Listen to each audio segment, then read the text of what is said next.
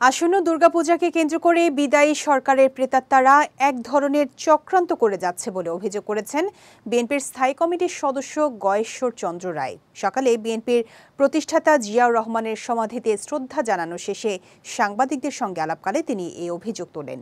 আশরাফুল ইসলামের রিপোর্ট, ছবি তুলেছেন সালমান খন্দকার সবুজ। জিয়া মঞ্চের ৩১তম প্রতিষ্ঠা বার্ষিকী উপলক্ষে রোববার সকালে বিএনপির প্রতিষ্ঠাতা জিয়াউর রহমানের সমাধিতে শ্রদ্ধা জানায় বিএনপি ও অঙ্গ সংগঠনের নেতাকর্মীরা। শ্রদ্ধা নিবেদনের পর গণমাধ্যমের মুখোমুখি হন বিএনপির স্থায়ী কমিটির সদস্য গয়েশ্বর চন্দ্র রায়। এ সময় গণতান্ত্রিক প্রক্রিয়াকে অব্যাহত রাখতে দলের ভারপ্রাপ্ত চেয়ারম্যান তারেক রহমানের মামলা প্রত্যাহারের দাবি জানান তিনি। দীর্ঘ ৭ বছর যাবৎ তারেক রহমান বিদেশে বসে এবং দিবারাত্রি পরিশ্রম করে এই জাতিকে সংগঠিত করতে সক্ষম হয়েছেন এবং পুরো জাতিকে ঐক্যবদ্ধ করতে সক্ষম হয়েছেন এবং তিনি আজকে বিএনপির নেতা হিসেবে বিবেচনা নাই, তিনি আজকে বিএনপির সীমানা অতিক্রম করে তিনি আজকে জাতির নেতা। সুতরাং এই জাতির নেতা, তার বিরুদ্ধে যে সকল অন্যায়ভাবে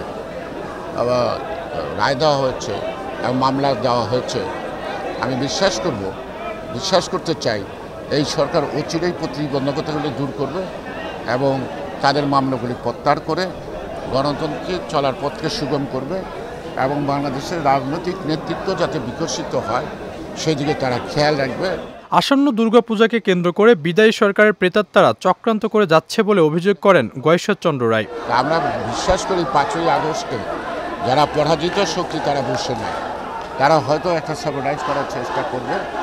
তবে বিএনপির পক্ষ থেকে ইতিমধ্যে আমাদের নেতা তারেক রহমান সাহেব একটা ঘোষণা দিয়েছেন এবং যে সকল অঞ্চলে সকল পূজাকে আমরা দেখভাল করব, আমরা জনগণকে নিয়ে নিরাপত্তা দিব এবং সেখানে আমাদের নেতৃত্ব যদি ব্যর্থতা হয় তাদের বিরুদ্ধে যথাযথ ব্যবস্থা গ্রহণ করবে।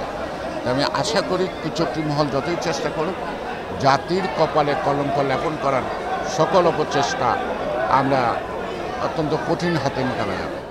এ সময় একটি অবাধ সুষ্ঠু নির্বাচনের ব্যবস্থা করতে অন্তর্বর্তী সরকারের প্রতি আহ্বান জানান বিএনপির এই নেতা। আমরা বিশ্বাস করি যে তারা রাজনীতির ব্যাপারে হস্তক্ষেপ না করে রাজনীতিকে সমৃদ্ধ করা এবং গণতন্ত্রের চলার পথকে সুগম করবে এবং যথাসম্ভব যত শীঘ্র গণতন্ত্রের সূচনার জন্য একটা নির্বাচন দেবে, যে নির্বাচনে সকল মানুষ অংশগ্রহণ করবে এবং সেই অংশগ্রহণের মধ্য দিয়েই বাংলাদেশে গণতন্ত্রের নতুন পথ শুরু হবে।